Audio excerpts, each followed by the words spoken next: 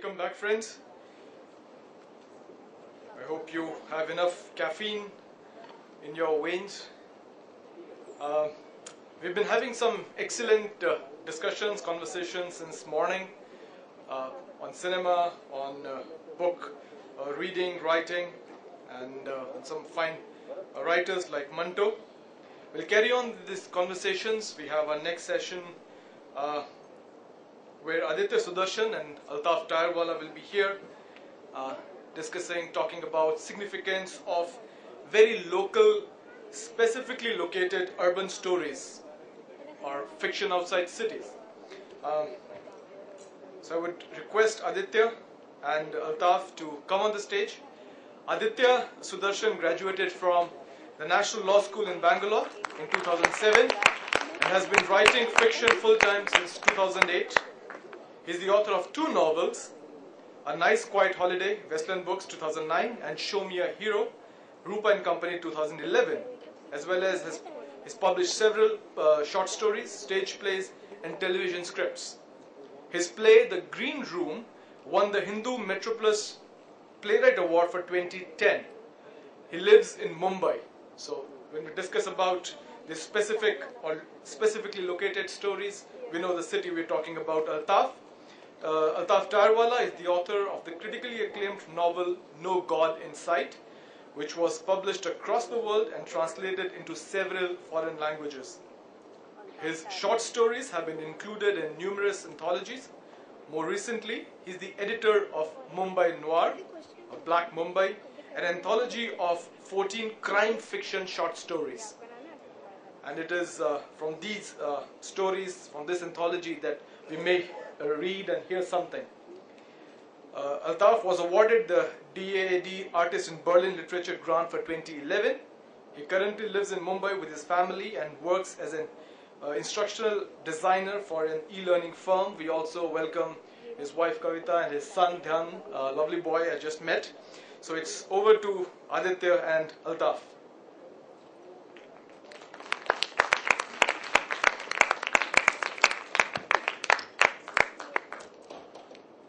Thanks, I'd like to begin by thanking the Other Foundation for hosting us. It's a great thing to be able to talk about subjects like this, especially in front of a very young audience. Altaf and I were discussing how to go about the session since this, we have a very sort of specific topic to talk about, which is fiction in specific locations.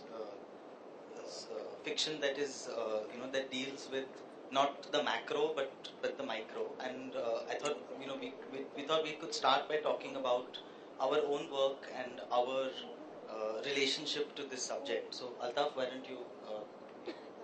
It's lovely to be here in Chandigarh. It's a beautiful city you have here, and thank you to the Adab Foundation for having us over. I suppose, obviously, when one writes what one knows about, and we just happen to be two urban writers living in metropolis, the big metropolis of Mumbai. My first book was No God in Sight, which was published in 2005. And I remember when I began writing the book, I was very heavily influenced by Salman Rushdie and his whole pan-Indian novel, Midnight's Children, and all his subsequent works, which somehow capture the entire kind of spirit of India. And then with his subsequent novels, he got into immigration and what it means to belong to several countries at one time. So obviously I was very influenced by that, and I wanted to write something very similar, because you want to often copy your heroes.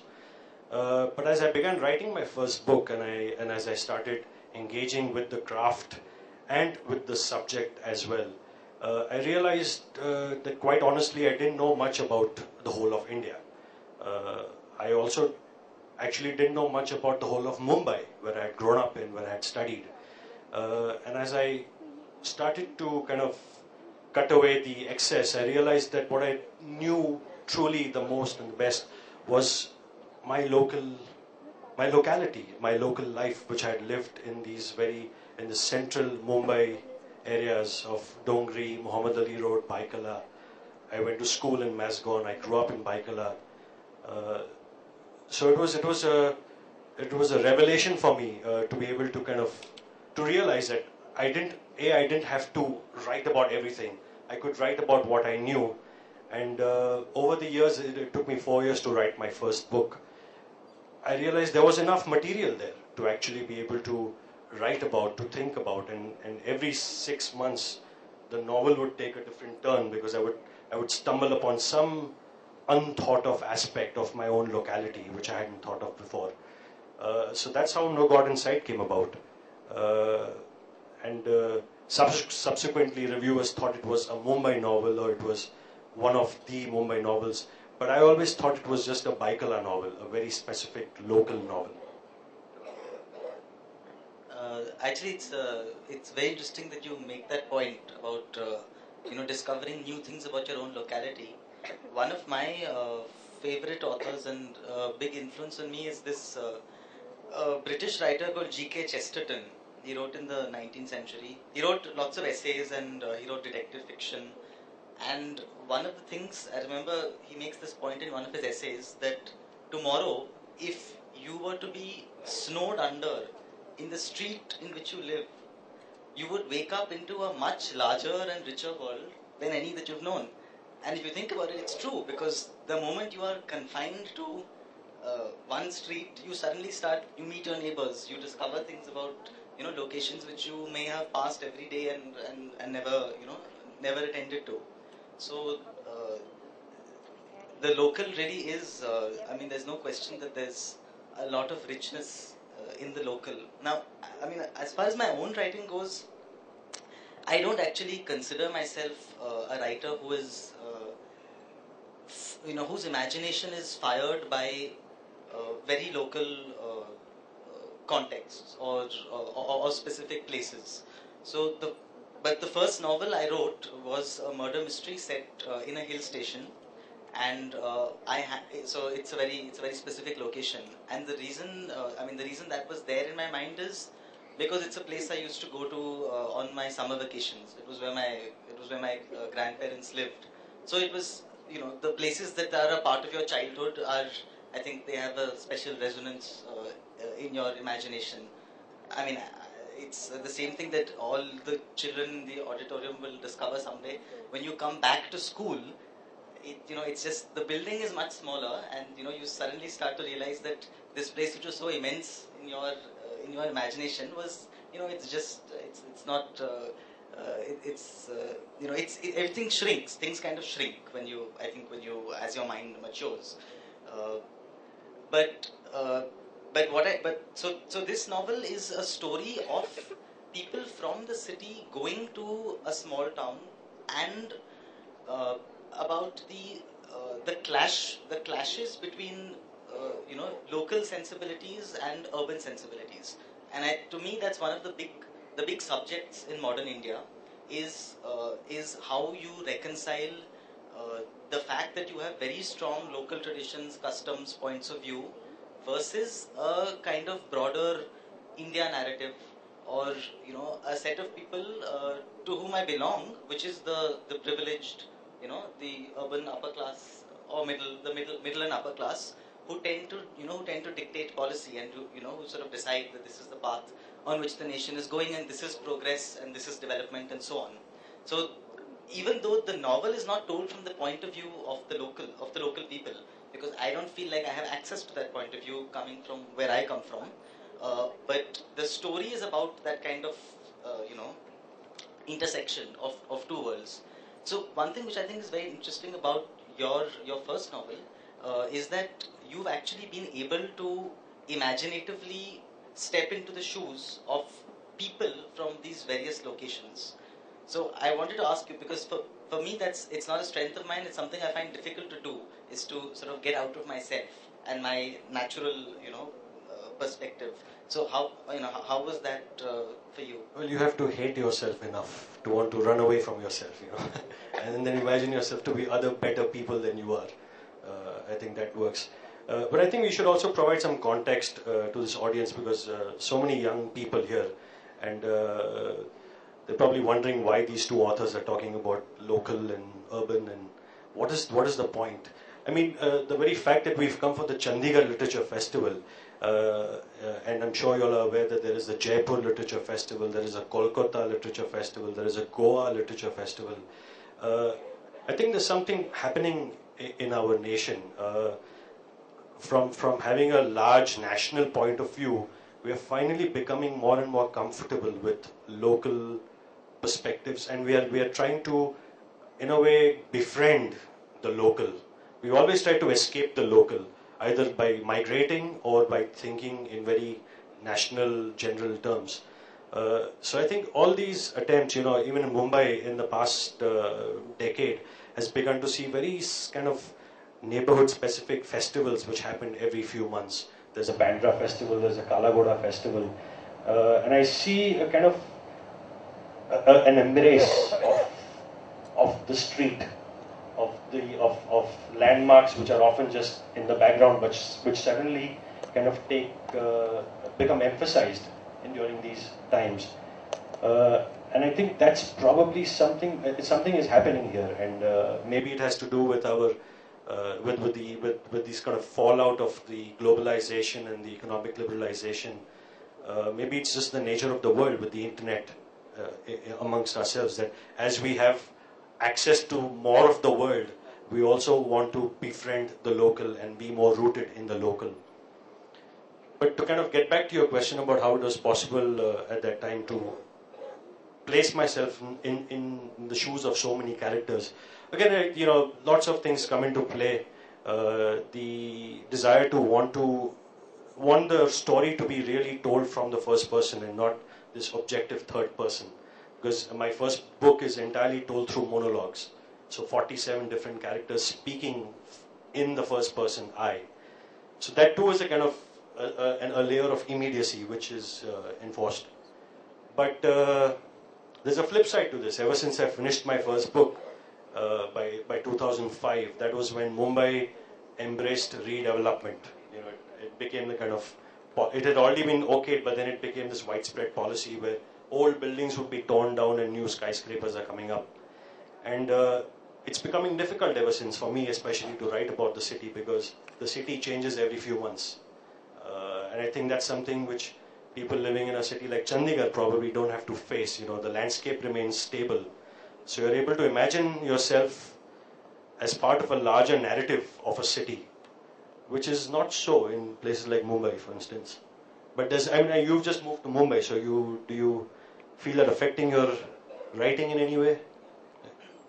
No, but my move to Bombay, I moved from Delhi to Bombay, and I definitely feel, so maybe this isn't in consonance with what you said, but I definitely feel like I've moved to a more urban environment, not because there's better nightlife and so on, not for those reasons at all, but because I think Bombay is one of those is a city which has a certain common sensibility.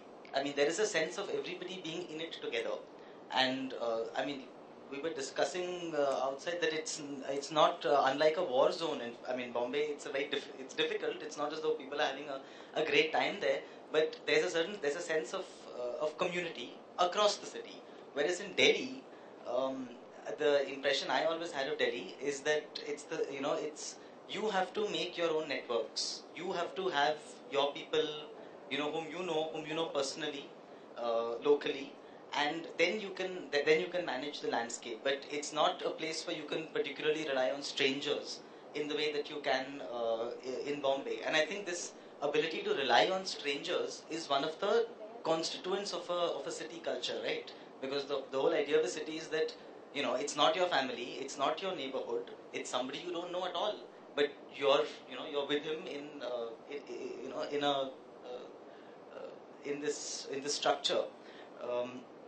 But so when we're talking about cities, one of the things which which we see about Indian writing, which tries to kind of put forth this the urban point of view, is that it inevitably tends to become very located to the sort of the rich and the happening spots in a town, as though that equates to urbanity. You know, going to bars, going to nightclubs, going to parties. Sector 17, for instance, in Or Chandigarh. yeah, in Chandigarh, Sector 17. So, I mean, the proposition that I am putting forth is that that is just another kind of, you know, you've localized the world to yourself. You're very rich and well off, and this is the world that you inhabit, but that's not the city, because the city will consist of, you know, the worse off, the poor, the, you know, people who live in different parts of the city. And if you truly have, or if you claim to have an urban imagination, surely you should be embracing all of that as well. So it's the way, it's, for example, when we talk about you know, our cities don't have good infrastructure, right? We don't have you know, you may have, you know, it's like they say, pizza arrives in half an hour, but the ambulance doesn't. So it's you know, attending to things like hospitals and roads and toilets and public transport, that all that sort of thing. In terms of urban planning, I think there's an equivalent in terms of urban writing, which is missing. I mean, so, but since we have the city and we need the urban planning, don't you think we also need the urban writing? I mean, we need writing that goes beyond the local, because we have to live in these. I mean, we've constructed the cities, we have to make them work. So, I mean, what's your take on that? No, I think you made a good point about the kind of creaking infrastructure in Indian cities. For instance, even if I wanted to write a pan-Mumbai novel, I wouldn't be able to, just because traffic would not let me. You know, it would take me just a day to plan a trip from one part of Mumbai to the other. And I think that's probably one of the reasons why the local is becoming so important in Indian writing. For instance, if you see in other so-called canons of writing, the American novel, there is still a certain sense of comfort with writing the great American novel, because America is still thought to be one large cohesive whole, which may have minor variations in its regions, but it is still easy to get around with, and you're not kind of trapped in one part of the country. But you know, I'd like to read about, you know, you were making the point that most people, when they write about urban areas, they end up writing about the happening spots which are always on the map, you know, be it I don't know, Lutyens, Delhi, or South Bombay, or Sector 17 in Chandigarh, for instance. But there is a story from an anthology called Mumbai Noir, which I've just finished editing. It has 14 crime fiction short stories by 14 Bombay-based writers. And I'd like to read a story by a writer called Annie Zedi. She's one of the participants in this festival. This is a story set in Meera Road, which is an upcoming suburb of Mumbai. And it is often considered a fringe suburb because it's possibly the cheapest real estate market in Mumbai currently. And it is outside of the city's limits. So to get to Meera Road by car, for instance, you have to pay a toll. Which for Bombayites is a kind of big thing. You know, it's like needing a passport or something. So this is a story called A Suitable Girl. I'll just read a few paragraphs. To understand food, you have to eat out in the petrol pump area. The city is mostly dead to food. Bandra Warsaw is all shosha. I lived there, so I know. Most people go to restaurants because they don't know what else to do when they go out. They sit on hard chairs and keep calculating whether or not the bill will be worth it. Do film stars eat here? Has anybody said in the papers that this place has good food? In petrol pump in Meera Road, I know people who go out to eat. People who go out to eat is because there is nothing to eat in their houses, or because it is somebody's mother's birthday. These are sensible reasons to eat out. No place has good food in petrol pump, yet all the restaurants have people eating in them. This is the great thing about Meera Road. Great cities are built of this quality. The necessity of being here and people's grudging acceptance of situations. If you fuss too much about how bad it is, you will not survive it. And if you don't survive, what does? You know, so I think she really kind of captures the helplessness of the urban dweller in India, in most cities of India, that it is not that we choose to write local or we choose to write urban or we choose to ignore the rural or the regional. It's often that we don't have a choice, you know. Yeah, and I mean, another fact of Indian writing is that, of course, everything that we're talking about is in the context of English writing, Indian English writing, but a much huger body of work. I mean, this festival is just an instance of that. But every part of India has local writers and vibrant local literatures, which are kind of by definition they show you the importance of the local in India, because every country doesn't have the number of languages that we do, or the number of cultures that we do. And if you live in a country like this, how can you not give recognition to each of those traditions? But you know that they've always kind of. I found it very suspect when people say you're an English writer or you're a Hindi writer. I mean, I live in Mumbai, and I'm like most people who live, and I'm sure so do you. I speak various languages. I'm very comfortable with multiple languages, and when I write, I'm not thinking only in English, because many of my characters don't think in English. So I think it's an under explored aspect of being an English writer in India, that you are not really just a writer, you're also a translator. Your medium of expression may be English, but continuously in your head you're translating from other languages. And I suppose that's probably the case even with a Hindi writer, for instance. If that person is writing about a middle class urban setting and the characters are speaking in English, and if it has to be expressed in Hindi, the writer is automatically playing the role of the translator as well, you know. Yeah, I mean, it's just that process is not easy, what you're describing. For example, I don't have the same, I don't have facility with really any language apart from English and Hindi. And Hindi also, my Hindi isn't great. It's good. I mean, it's okay. I shouldn't even say it's good. But so that, my upbringing and so on, and it's not just me. I mean, a lot of young people now in the cities, English really predominates for them, and they are sort of, they are going to go forth and do their work. So it's not, I mean, that's a challenge which has to be met somehow. And it's interesting you're talking about translation, since we were talking about films previously in the festival. In Bombay, after I got to Bombay, one of the things I realized is that in the Hindi film industry, everybody writes in English. Yeah, Transliterated into. The scripts are all written in English first. I mean, almost most of them, and then translated. So, that's this is a local language industry. Absolutely. But we've got the sort of the global language pushing it around, or if not pushing it around, at least having a major stake in it. True. But if you talk about the Bollywood industry, for instance, that too is a very local industry in Bombay. It is truly concentrated in Oshiwara, Warsaw, Andheri West, up to Juhu, and in fact, you could almost call it the Warsaw industry, because that's where if you're a Bollywood aspirant, that's where you have to go and rent your PG dig and try to.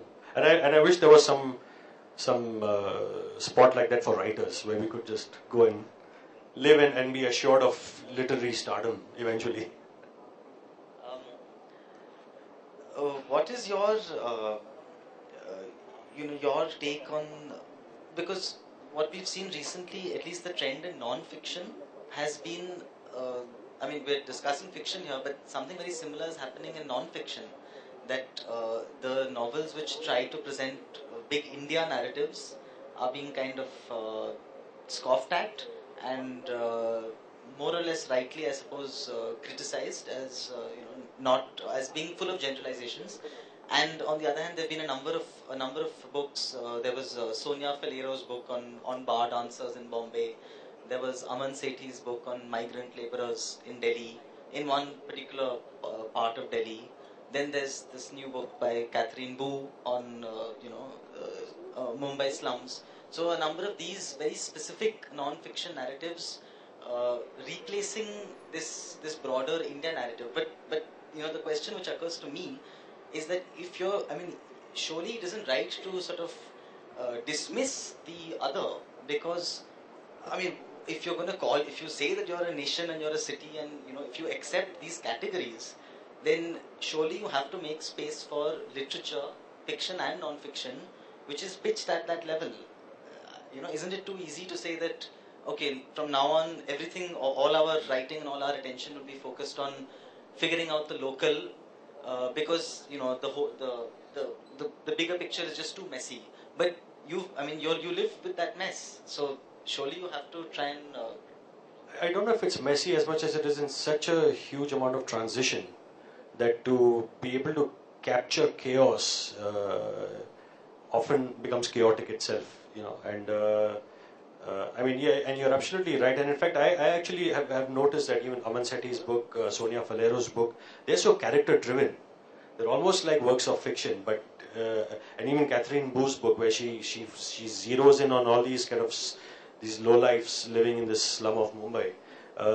But by the end of the book, you know their lives by heart, you know their names by heart, and it could almost you could almost have read a book of fiction by some writer.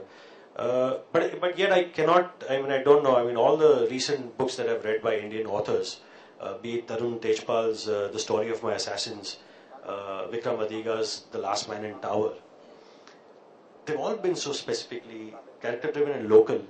But I suppose Tarun Tejpal's book was a pan North Indian book. All these various lives which he captured of people coming from all these small, anonymous, dusty towns of North Mumbai. So maybe I think it also depends on what kind of life you live and what kind of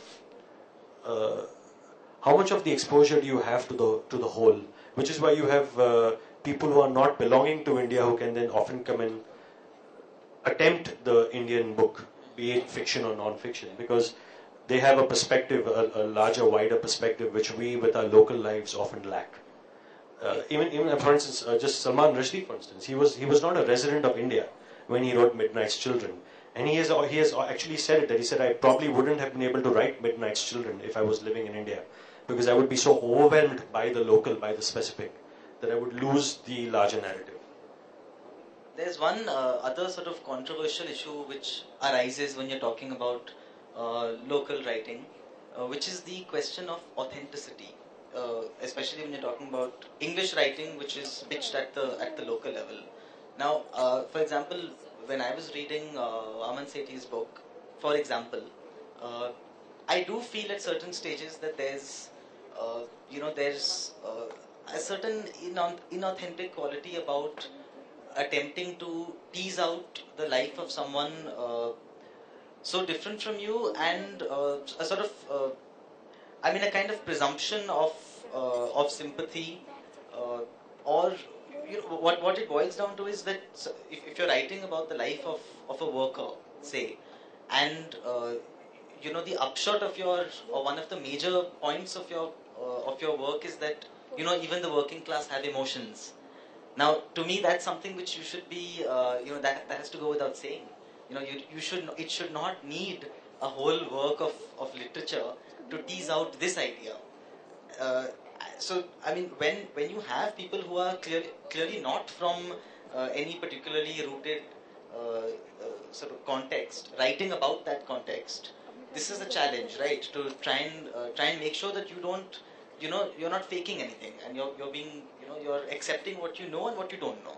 No, you've touched upon an extremely important aspect of this entire, and I hope probably this discussion is becoming too kind of conceptual in general, but you kids should just holler if you are getting bored or something. You just throw slippers at us. Okay, but you all are a minority. The majority is behind you. But there is always this. Aman Sethi's, Sonia Falero's book. I too have been. I've always been kind of rankled with self-doubt and a sense of anxiety that do I have the right to, for instance, write about a beggar? Do I have the right to imagine myself to be a butcher? How local is local? How specific is specific? It often sometimes also becomes this kind of class-based exploitation, be it fictional or non-fictional, and I suppose both are equally culpable. I mean, it's not that just because you're writing fiction you can get off easily. Yeah, because there's a lot of money in this stuff too. I mean, it's true. And also, I mean, if for instance, if someone is writing a local, I don't know, give me an example of a locality in Delhi, for instance, Shalimar Bagh novel. Who is truly local over there? You know, and who really belongs where they say they belong? And how do you define that? It's always an anxiety, especially in a place that India is now becoming, where there is so much of fluidity in identities, and where you live can often change depending on what work you have to do. The local is probably already on the wane, I suspect. You know. For many people, definitely. Yeah. I don't know if we should open it up to questions, or should we discuss a little more ourselves? We'll at least get some questions, and then we can maybe use that as fodder to continue. So why don't we have some questions from the audience? Can you tell us something about the play you have written, and has it been staged? There's another session. It's 6 o'clock, which I have. So just answer one question. Has it been staged? It's been staged. But tell us just a little bit about it. I mean, what was the theme about? So that, does it have any context? Because since you yes. I mean, you can always find connections, but okay. I can find connections. So my first play is a family drama, and it's set in this sort of South Block, North Block, Delhi bureaucratic IAS officers' families. So it's it's like a soap opera. I mean, it's not a soap opera, but that's the kind. When you think of a soap opera, it's really local, right? A soap opera is as local as it gets. It's within living room, yeah. Within living rooms, and that's actually one of the things which attracted me to plays, was this ability to focus in on two people talking, and there's a story right there. It's not because that's the way a play can be built out of just that raw material. So I guess it's another side of the local in fiction. But if we can have more questions about what we've been talking about. Well, there's one question that I have in my mind. We talked about the Mumbai stories, the Mumbai noir, and Altaf was saying in the beginning that when you start writing, you realize what you're writing about. Do you know the place enough? Do you know India? And you have to write about very specific stories. It brought to my mind a question which I actually want to put to the audience as well, the Chandigarh audience. Yesterday we had a session about the city of Chandigarh, the Chandigarh dilemma, the changing character and identity of Chandigarh. It's a city that's supposed to be, to signify a break from the past to a forward-looking city.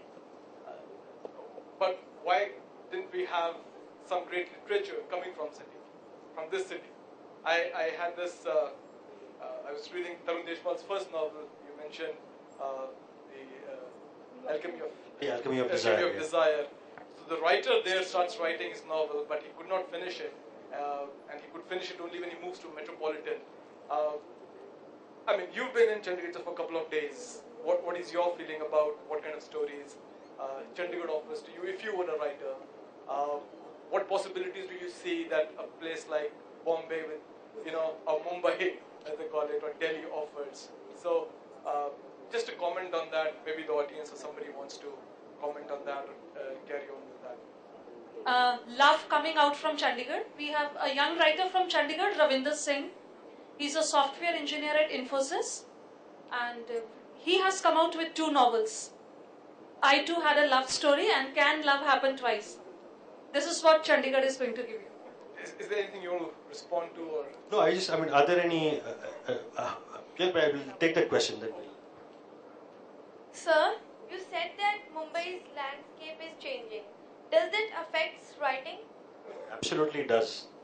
I have tried and failed. I've started 6 novels over the past 6 years, and I've not been able to finish them because themes become old so quickly in a place like Mumbai that you start writing and then 6 months later you realize, no, the city has changed, my story should change, and this is outdated already. So actually time has speeded up so much that it affects you cannot finish things. At least I find that's the case. I might just be giving excuses. I don't know.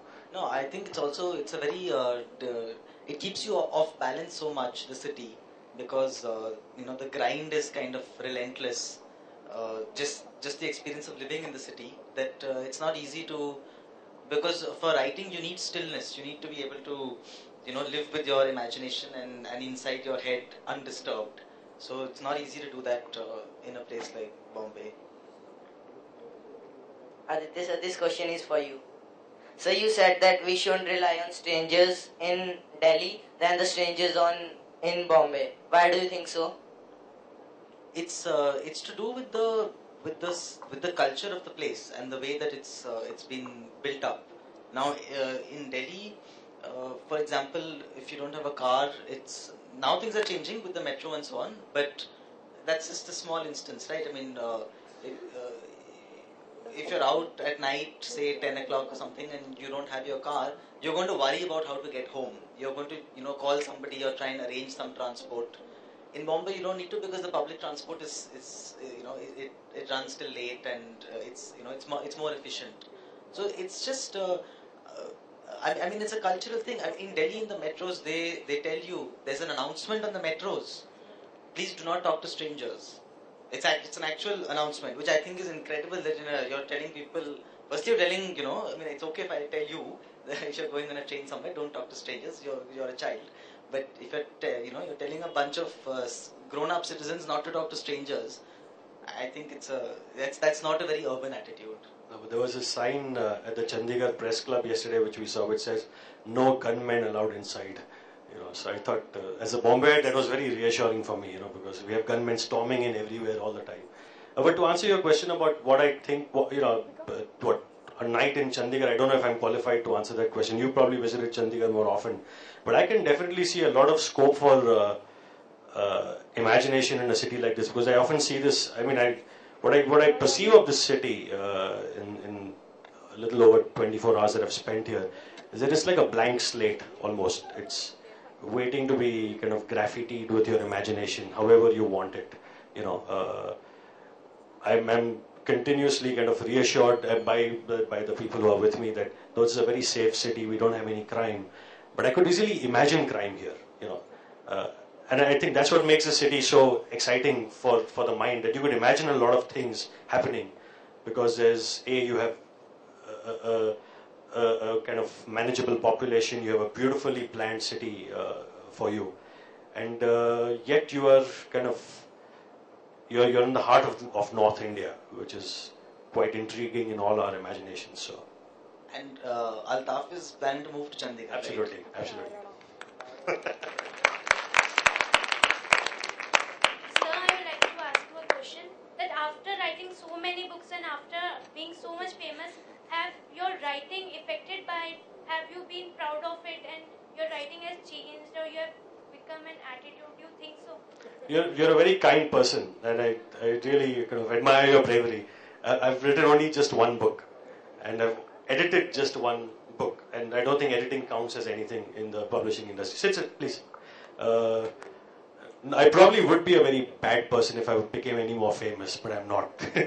No, I'm just kidding. No, I think it all matters, because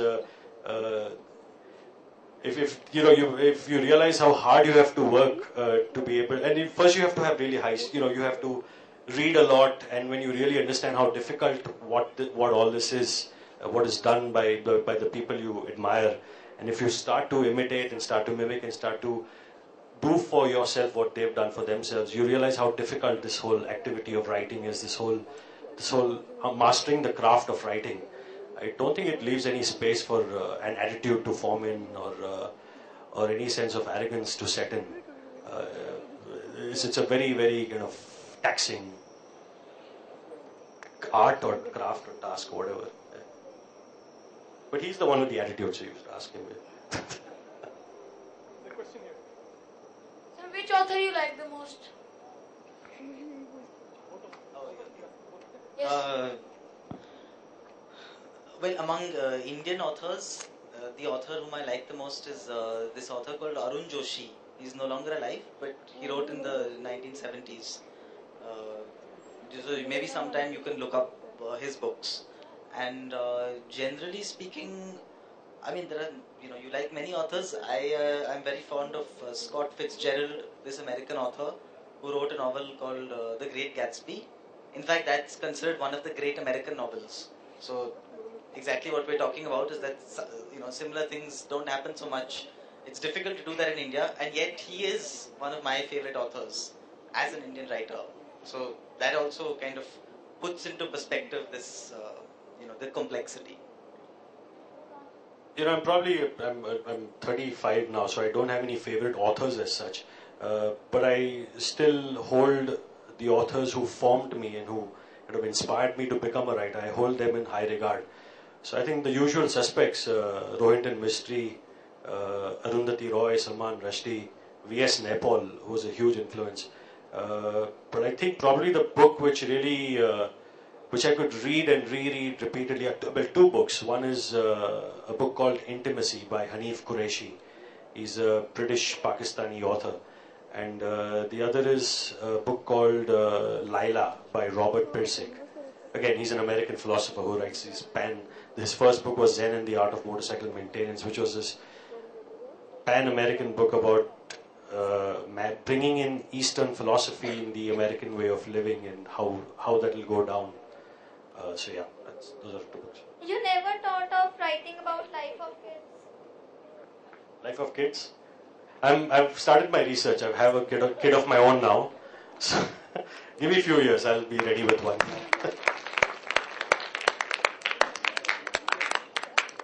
Sir, what inspired you to write? That's a difficult question. I think being a writer is almost a temperamental.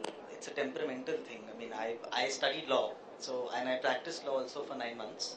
But I used to write fiction on the side, and after a point, I just felt that when stories form in your head, then you have it's like you have to get rid of them. Although that's not a nice way of putting it, because it's not like it's just an ordeal. But I think it's a lot of it is just the way your mind is made. Stories come to you, so you write them. For me, it's like that. I have a kind of specific reason why I began to write, because I was sent to study in America to do my graduation, and I didn't have money to come back home to visit India. So I was so homesick that I began reading a lot of Indian fiction. And I think over the 4 years that I took to finish my degree, I became such a kind of disciple or devotee of literature and of Indian fiction. I almost replaced these writers with God and kind of put them on a pedestal. So that's when I really formed the ambition to want to write. But I cannot imagine it being easy for youngsters of this current generation, because you have so many varieties of stimuli and media around you to distract you. I don't think it would have been easy for me if I was trying to write a book in a day and age, in a wired day like this, with the internet and Facebook and gizmos getting more and more easy to carry around. It could be difficult.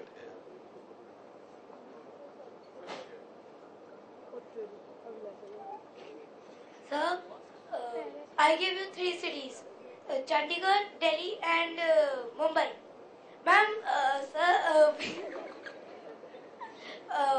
in which city will you trust the most of the people?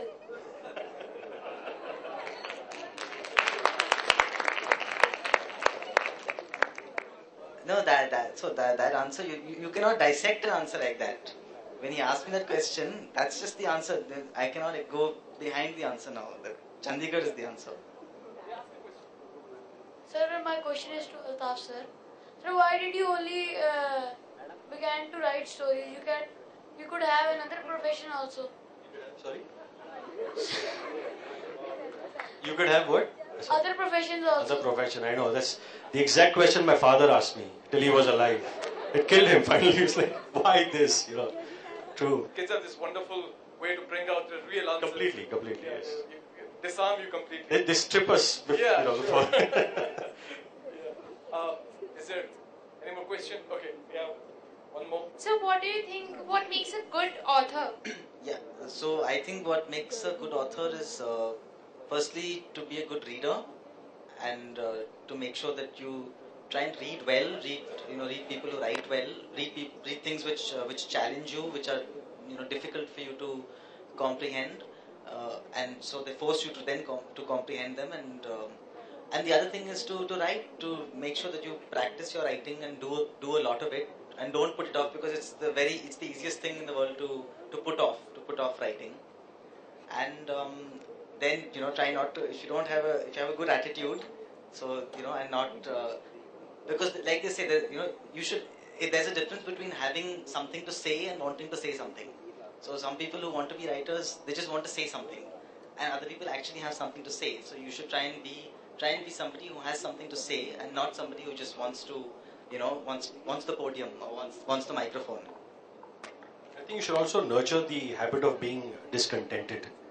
And that will take you very far. I mean, it could end up making you anything. You could be a doctor or a writer or anything, but don't let that's something which I try to cling on to, is to not be contented fully with anything, and that even if something is nice, you have to keep questioning. You have to keep on trying to understand and explore why. Why do I like this? Why do I not like this? Why does this make me happy? Why is this not? And it just helps. I have a question.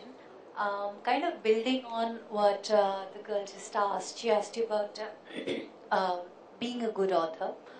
This is something that a lot of workshops and teachers tell you in writing workshops, that be specific, be local, write about what you know. Do you really think it's that important to be that local and that specific and write about the things which you know or see around you in order to be a good writer? No, obviously not, because there are so many excellent writers who completely rely on and they are true works of imagination. The Harry Potter series, for instance, or the Lord of the Rings, and Enid Blyton, which we all read, I suppose, still. No, I don't think that's the case. But I also think that we are living in increasingly kind of increasingly politicized world. So that's where the local is slowly taking emphasis over the imagination, because there is this kind of growing anxiety about day-to-day life. We're all growing up on the narrative of global warming and kind of impending ecological disaster. So I think it's becoming that much more of a indulgence to be able to escape into fantasy land. When you know that 2012 the world could end, by 2050 Bombay could be underwater.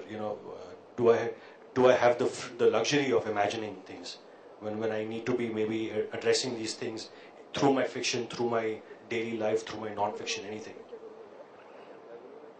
Yeah, I mean, the only thing I would say is that I think it's important, not as a writer, not to shun any point of view.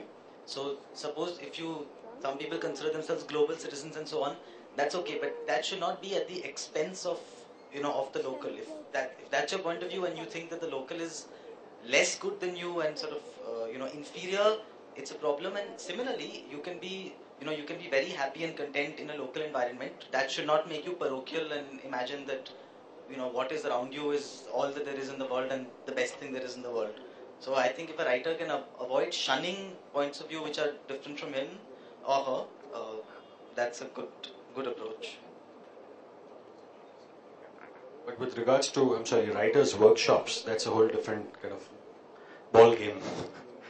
I don't know how productive they are in the larger sense, especially this whole masters in fine arts, this whole cottage industry which has come up in places like the US and other countries, where people actually go to 4-year degree colleges to study how to write.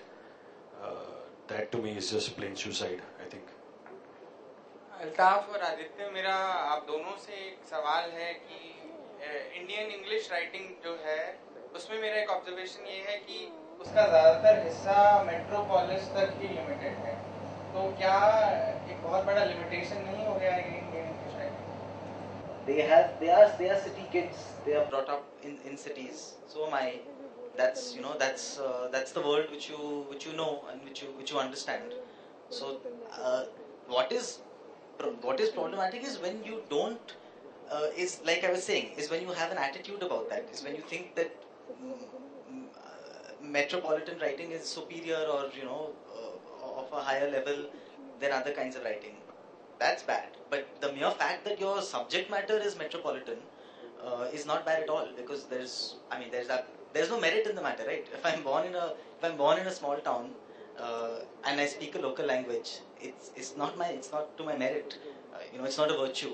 Likewise, if I'm born in a big city and I speak English, it's not a vice. It's not a failure. So I think subject matter is absolutely fine. How you treat it, that's the problem. I think जब मैं अपनी पहली किताब लिख रहा था No God Inside, I used to go very frequently to a place called Nargol, which is a little fishing village around 180 kilometers north of Mumbai, जहाँ पे पहले पारसीज लैंड हुए थे जब वो पर्शिया से persecution escape करके आए थे यहाँ पे 1000 years ago. I think मेरा experience था कि where is the kind of divide between rural and urban anymore? ये पूरी जो हमने जो अपने इमेजिनेशन में ये बाउंड्री बना दी है कि रूरल ये है, अर्बन ये है, अब वो रही कहाँ है? यू गेट ऑल दी सहूलियतें जो आपको अर्बन में मिलती है वो आपको रूरल में भी मिलेगी. रूरल के जो लोग हैं उनकी इमेजिनेशन अब अर्बन हो गई है. Not only that, I mean, obviously, I'm sure there is still rural तो अभी exist होता ही है. I mean, definitely, if you were to go into the heartland, you would still, but then that would become a very kind of self-conscious attempt to bring in the rural. जो है वो है. I mean, this is what we are. This is what we know. You write what you know. But as Aditya said, that the problem would be if someone were to cling to it as a kind of ideological problem. That नहीं मैं यही लिखूंगा because this is the that I don't think any writer who does that will truly have an audience in the long run. Well, I don't think we have any more questions. There's another strip session. So when you were a child, did you ever wanted to be an author in the future? Yeah, I remember. I remember one incident where some teacher asked me, "What do you want to be when you grow up?" And I said, "A writer." So I said, I don't know how I said it, but I said, I think I was in class 6 at that time. And then the teacher asked me, "Do you want to write fiction or non-fiction?" And I wanted to say fiction, but I lied. I said non-fiction because it's easier. So then the teacher said non-fiction is not easier. But in my head it was fiction. I don't know why I lied. I didn't want to be a writer. I just wanted to live a very kind of conventional life. Migrate to the US, get a job, get a green card, settle down there.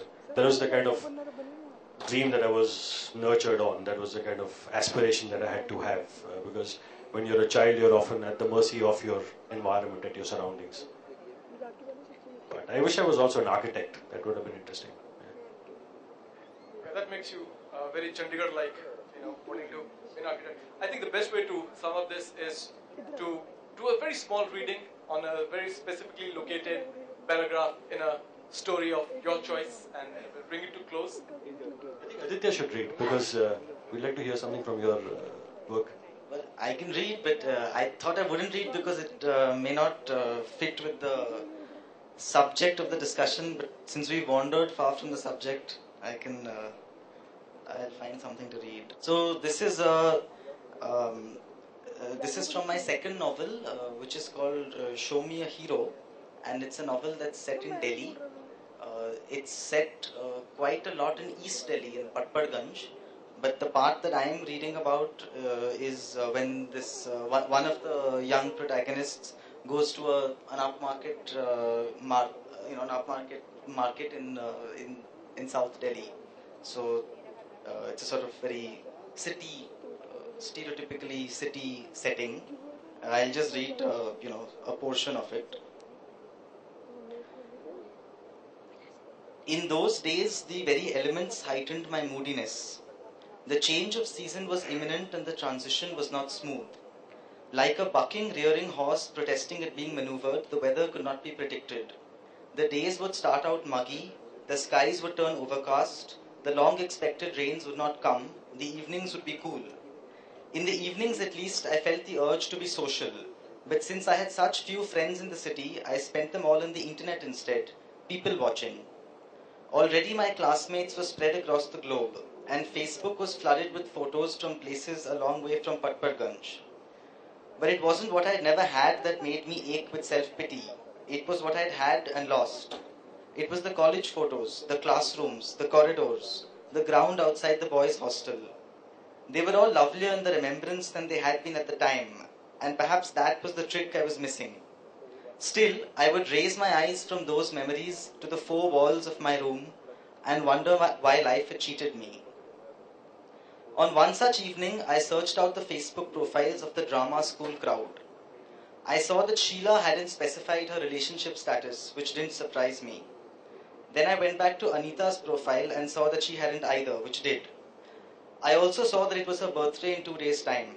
I had clean forgotten, for the first time in 4 years. She liked gifts and I had bought her something every year. So, that same evening, I made the trip across the river to a confectionery store I knew at a well-heeled market in the heart of South Delhi. By the time I had finished there, it was twilight. In the shops and on the streets, the lights were glowing hardily, while the sun faded and the air grew still and burnished. I stood beside my Maruti, watching the cars turning into the parking with their headlights blazing fiercely. Soon it would be dark, and the market crowded with shoppers and the roads clogged with traffic.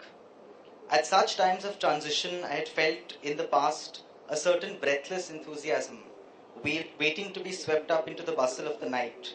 But on this evening, my mood was melancholy. Watching the impersonal march of the world, I felt small and vulnerable. I wished that it would stop, and that was when I saw Gitanjali. So that's a sort of bit of urban ennui, I suppose. Thank you, Aditya. That also tells us that Facebook and virtual world is also a very specifically located locale where we can write our stories. And I feel there's a great merit in having such a mixed crowd, especially with children, which forces us to, strip ourselves of all pretentiousness. So it was a lovely session. Thank you, Aditya. Thank you, Altaf. So we can give them a big hand for the lovely reading and interaction. And we'll move on to our next session also. So.